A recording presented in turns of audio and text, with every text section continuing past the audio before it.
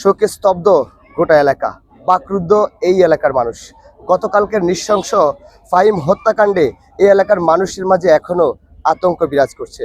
সকলের মনে একই প্রশ্ন, এই মাদকের ভয়াল থাবা কি দিন দিন আরো ভয়াবহ হবে, নাকি সহজেই এটিকে নিয়ন্ত্রণ করা যাবে?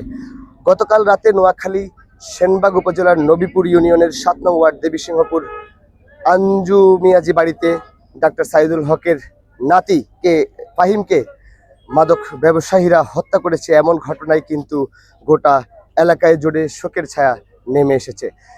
পুলিশের ময়নাতদন্ত শেষে লাশ কিছুক্ষণ আগে তার নানার বাড়ি অন্তুমিয়াজি বাড়িতে নিয়ে আসে এবং সেখান থেকে এই সোমবারিয়া বাজার জামে মসজিদের প্রাঙ্গণে কিন্তু তার নামাজে জানাজা অনুষ্ঠিত হবে। এই নামাজে জানাজার পর তার লাশ কিন্তু তার নিজের এলাকায় নিয়ে দাফন কাফনের কাজ সম্পন্ন করা হবে। এখানে অসংখ্য মানুষ এই নামাজে জানাজায় শরীক হতে এসেছেন। আমরা গোটা চিত্রটি আপনাদেরকে দেখাতে চাই। এখানকার স্থানীয়দের সাথে কথা বলে তাদের এই যে গতকালকের যে নৃশংস হত্যার ঘটনায় তারা কি বলছে সেটি একটু জানার চেষ্টা করব।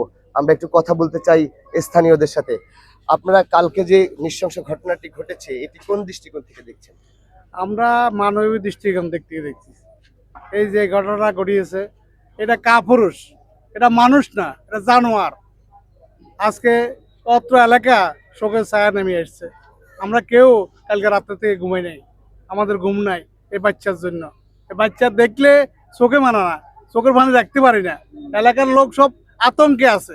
এই মাদক ব্যাপারীদের দৃষ্টান্তমূলক শাস্তির ব্যবস্থা যারা করে, এলাকাবাসী একযোগে এক বাক্যে বলবেন মাদক ব্যাপারী যেন এই এলাকায় থাকতে না পারে। সবাই আমাদেরকে সহযোগিতা করবেন, আইনশৃঙ্খলা বাহিনীদেরকে সহযোগিতা করবেন, এই বলে আমার বক্তব্য। আমি একটু শুনতে চাই, এই যে নৃশংস হত্যাকাণ্ড এটি কেমন কাজ হলো? আপনারা এই মাদকের বিরুদ্ধে কি বলতে চান? এটা মর্মান্তিক ঘটনা। এটার মতন একটা জনঘটনা আমরা দেখি নাই। এটা বড় ডেঞ্জারাস ঘটনা। এই ঘটনাতে এইভাবে ছেলেটা খুব ভালো আছে দেখতেছি। আর যে দোষ করে সে বাঁচি যায়, আর যে দোষ করে না সে ফাঁসি যায়। এইটাও চলতেছে এই ব্যাপারটা। গতকালকে এই মাদক ব্যবসায়ীদের হামলায় ফাহিমের সাথে আরো যারা ছিলেন, যারা আক্রান্ত হয়েছেন, রফিকুল অর্থাৎ এইখানে দুটি সন্তান রয়েছে, তারাও এখনো গুরুতর আহত অবস্থায় রয়েছে। আমরা একটু বিস্তারিত জানতে চাই তার কাছ থেকে কি হয়েছিল।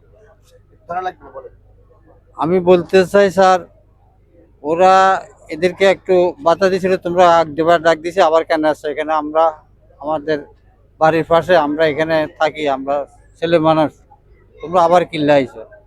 এখন এটা বলতে গেছে, ওরা ওখান থেকে ওদেরকে দূরে আসছে। এটা এশারা নামাজের টাইমে পরে আমরা জামাত পরি বেরিয়েছি, তখন এরা দৌড়ে চলে আইতেছে যে মাধব এরা আমাদেরকে দূরেতেছে, আপনারা বাইরন। এরা বাড়ির দিকে চলে এসে আমাদের মসজিদের সামনে আমাদের বাড়ির ভিতরে চলে আসে। এটা আমি দেখলাম যে এই যে হারুন একটা, আরো পিছনে আরো কয়েকজন আছিল, তবে হারুন মসজিদের এখানে আসে ঘটনা করছে। আরো কয়েকজন পিছিয়ে ছিল রাত্রে বেলা, তো আমি সবাই ভালো করে ঠার করতে পারি নাই। আপনার কয় ছেলে? আমার 2 ছেলে। এই ঘটনায় কয়জন আহত? 2 জন। এখন কি অবস্থা তাদের? এখন একজন এখনো হাসপাতাল আছে, একজন আমাদের বাসায় আছে। এখন এখানে জানাজা করতে আসছে, ওই টিফিন চলের বাসায় রেস্টে আছে। ওরা গুরুতর। যেমনটা শুনছিলেন, আপনার কাছ থেকে একটু শুনতে চাই, এই যে মাদকের ভয়াল থাবা যুব সমাজকে ধ্বংস করে দিচ্ছে, আইনশৃঙ্খলা বাহিনী থেকে শুরু করে, আসসালামু আলাইকুম, আসলে আইনশৃঙ্খলা বাহিনী থেকে শুরু করে সকলেই চেষ্টা করছে নিয়ন্ত্রণ করার। জি আসলে এটা আমরা কয়েকদিন, সপ্তাহ 10 দিন আগে আমরা ওনাদেরকে, ওরা আমাদের বাড়ির উপর দিয়ে যায়, উপর দিয়ে আসে, ওখানে মসজিদ, ওখানে মহিলারা আসে, সবাই ওখানে এসে আপনার ওই যে পানি আছে ওখান থেকে পানি নেয়, অনেক কাজকর্ম করে। তো সবসময় ওরা আসে এখানে। আসার পরে আমরা ওদেরকে ধরছি, প্রথমে 2টাকে ধরছি। ধরার পরে ওরা বলছে যে ওরা আর আসবে না। আমরা বলে দিছি আপনারা যাই করেন আপনারা অন্যদিকে করেন, এখানে আসার কোনো দরকার নেই। এই বলে আমরা আমাদেরটা ওদেরকে আমরা বুঝাই দিয়ে ওরা চলে গেছে, আমাদেরকে মাপ টাপ চাইছে। আমরা দৌড়াই মার দিয়ে, এই দেশের নাগরিক হিসেবে এইরকম ভয়াবহ মাদকের থাবা থেকে যুব সমাজকে বাঁচাতে আপনারা সংশ্লিষ্টদের কাছে কি আহ্বান? জি আমার একটা আহ্বান, আমার ভাই মারা গেছে, আমার এই দুইটাও আমার ভাইয়ের ছেলে, ভাইপুত বাড়ির ভিতরে। আমরা চাই সুষ্ঠু বিচারক, এদের ফাঁসি হোক।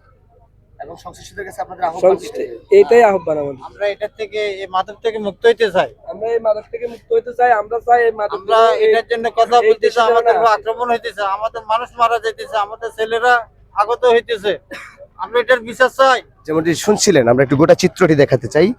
আমরা এখানকার যে ঘটনার পরিস্থিতি সম্পর্কে আপনাদেরকে গতকাল থেকে জানানোর চেষ্টা করছি, কিন্তু আজও অবধি তার সেই অন্তিম মুহূর্তে আমরা এখানে এসেছি।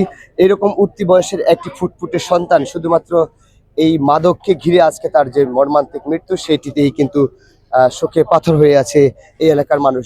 প্রতিনিয়ত দেশের কোথাও না কোথাও এরকম ঘটনা ঘটেই চলেছে। কোনোভাবেই আইন শৃঙ্খলা বাহিনী থেকে শুরু করে সচেতন সমাজ কারো পক্ষে সম্ভব হচ্ছে না এই মাদক নিয়ন্ত্রণ করতে।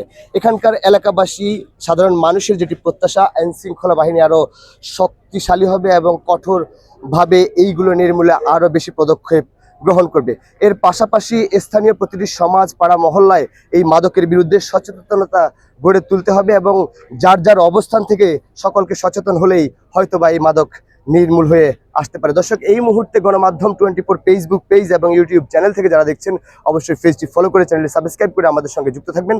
আমাদের সঙ্গে যুক্ত থাকার জন্য আপনাদেরকে অসংখ্য ধন্যবাদ।